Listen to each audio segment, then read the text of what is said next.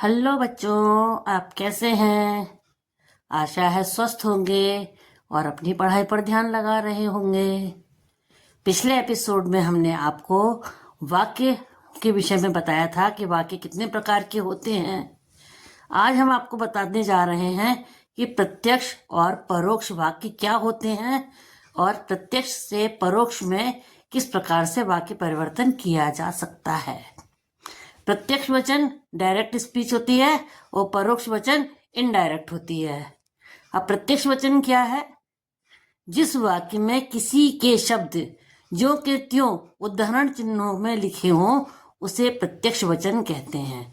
मतलब किसी की बात को उसी के शब्दों में जब हम कहेंगे तो उस बात को हम इन्वर्टेड कोमा के अंदर रखेंगे, उदाहरण चिन्ह के अंदर रखेंगे और उसे प्रत्यक्ष वचन कहेंगे। जैसे राम ने कहा मैं स्कूल जा रहा हूँ, तो राम कह रहा है मैं स्कूल जा रहा हूँ, तो मैं स्कूल जा रहा हूँ को हमने उदाहरण चिन्ह अर्थात इन्वर्टेड कोमा के अंदर रखा है। अब इसको जब हम परोक्ष वाक्य में बदलेंगे तो हम क्या कहेंगे? इसको राम ने कहा कि वह स्कूल जा रहा था। अब परोक्ष वचन क्या होते हैं? जिस वाक्य में किसी शब्द बिना उदाहरण चिन्हों के अपने शब्दों में लिखे जाते हैं उसे परोक्ष वचन कहते हैं। अब पुराने वाक्य को देखिए, राम ने कहा कि मैं स्कूल जा रहा हूं। अब यहां पर हम जब उसको परोक्ष में कहेंगे तो क्या कहेंगे? राम ने कहा कि वह स्कूल जा रहा था। मतलब जब कहा तब जा रहा था, इस समय नहीं जा रहा है। और यहाँ पर उदाहरण चिन्ह को हमने हटा दिया और अपने शब्दों में इस बात को कहा। तो हमने यहाँ वह क्यों लगाया? क्योंकि राम कह रहा है मैं, तो हमारे लिए राम कौन होगा? वह होगा। इसलिए हम यहाँ पर लिखेंगे कि वह स्कूल जा रहा था। और था क्यों किया? क्योंकि जिस समय उसने कहा था उस समय वो जा रहा था, इस समय नहीं जा रहा है। प्रत्यक्ष से परोक्ष में बदलने के मुख्य नियम। अब देखिए नियम क्या है। नंबर 1, उदाहरण चिन्ह हटाए जाते हैं। जो इन्वर्टेड कोमा जिसमें बात कही हुई लिखी जाती है उसको हटा दिया जाता है और हटाने के बाद में कि या की का प्रयोग किया जाता है। मतलब कहा, बताया, पूछा के बाद अक्सर की लगाया जाता है। तीसरा क्या होता है? सर्वनाम या प्रोनाउन में बदलाव किया जाता है। जैसे मैं, वह, तो मैं वह को मैं और को स्वयं या वह के रूप में लिखेंगे। जैसे उसने कहा मैं, तो हमारे लिए मैं कौन होगा? वह होगा। तुम और आप वह और वे में बदल जाएंगे। मेरा उसका में बदल जाएगा। हम वे आदि में बदल जाएगा। अब दूसरे में क्या होता है? फिर काल या टेंस में बदलाव होता है। तो वर्तमान काल जो है वो भूतकाल में बदल जाता है, क्योंकि जो बात कही जाती है वो उस समय वर्तमान काल में होती है। और हम जब परोक्ष वाक्य में बदलते हैं उसको, तो हम उस बात को भूतकाल में कहते हैं। जैसे अभी का तभी, यहाँ का वहाँ। उदाहरण, अब इसके कुछ उदाहरण देखिए। जैसे विधानात्मक वाक्य, असर्टिव सेंटेंस। सीमा ने कहा मैं पढ़ रही हूँ। प्रत्यक्ष में सीमा कह रही है मैं पढ़ रही हूँ, सीमा कह रही है मैं पढ़ रही हूँ। परोक्ष में हम क्या कहेंगे? सीमा ने कहा कि वह पढ़ रही थी, क्योंकि जिस समय उसने कहा उसी समय वो पढ़ रही थी। अब दूसरे होते हैं इंटेरोगेटिव सेंटेंस। इंटेरोगेटिव सेंटेंस क्या होते हैं? प्रश्नवाचक वाक्य होते हैं। इसमें प्रश्न पूछा जाता है। इसका क्या सेंटेंस होगा? जैसे राम ने पूछा क्या तुमने खाना खाया। राम पूछ रहा है क्या तुमने खाना खाया। ये तो राम पूछ रहा है, जिससे भी पूछ रहा है उसके लिए तुम कह रहा है। अब परोक्ष में हम क्या कहेंगे?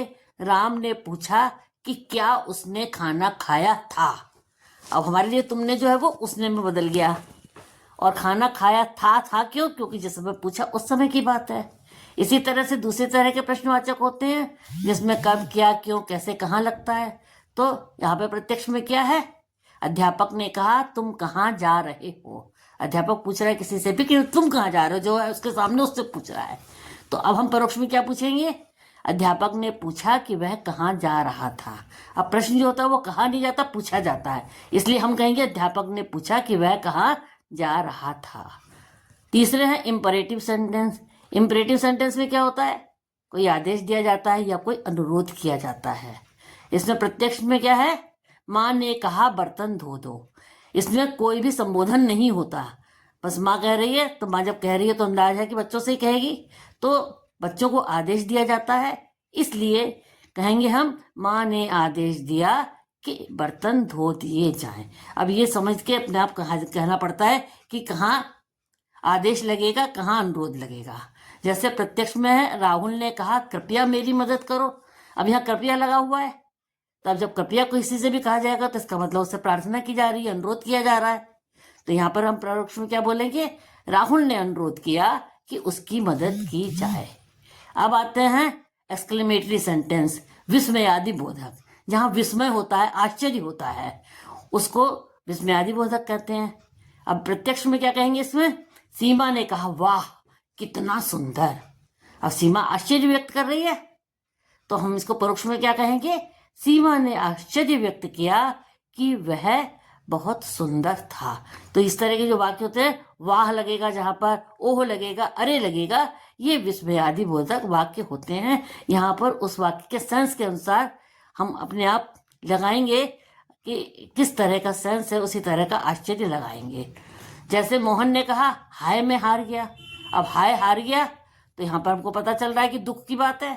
तो अब हम यहाँ पर परोक्ष में कैसे बोलेंगे, मोहन ने दुख प्रकट किया कि वह हार गया था। जब हारा था तभी के लिए है, इसलिए हाय की जगह हम दुख का प्रयोग करेंगे कि दुख प्रकट किया।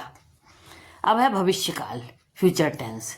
अब प्रत्यक्ष ने क्या कहा, प्रत्यक्ष वाक्य में क्या कहेंगे, सीता ने कहा मैं कल आऊंगी। तो अब इसको परोक्ष वाक्य में क्या कहेंगे, सीता ने कहा कि वह अगले दिन आएगी। अब कल को हमने अगले दिन में कैसे बदला, कि जिस समय सीता ने कहा था कल, तो उस समय के लिए वो कल था। हम आज इस बात को कहेंगे तो उस कल का मतलब क्या होगा, जिस समय वो कह रही है कल, इसका मतलब वो अगले दिन आएगी। अब वाक्यों को बदलते समय क्या ध्यान रखते हैं कि कोट हटाते हैं।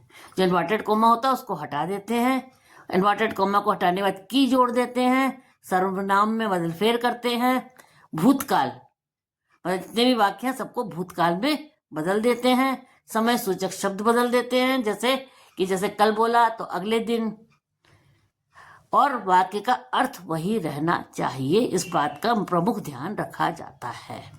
यदि आपको यह पसंद आया हो तो कृपया लाइक करें, सब्सक्राइब करें।